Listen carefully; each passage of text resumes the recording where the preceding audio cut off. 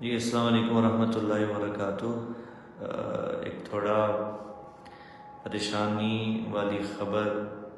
تھی، الحمدللہ اب نہیں ہے، آپ سے شیئر کرنا تھا، آپ سے عرض کرنا تھا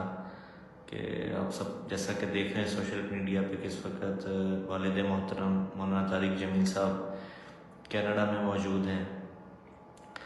تو آج پاکستان کے وقت کے مطابق دوپہر 1 بجے اور رات کے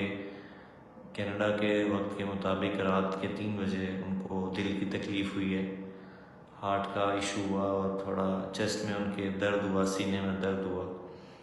اس کے فوراً بعد ان کو وہاں ہسپتال میں منتقل کیا گیا اور سارا ان کا پروسیجر الحمدللہ عافیت سے مکمل ہو گیا۔ تو اس وقت الحمدللہ وہ بالکل ٹھیک ہیں، سٹیبل ہیں، لیکن ابھی تک ہاسپٹل میں ہیں۔ تو آپ حضرات کی خدمت میں آنے کا صرف مقصد یہ ہے کہ آپ دعا کریں، چونکہ آپ کو پتہ ہے ایک اپنے گھر سے دور ہونا،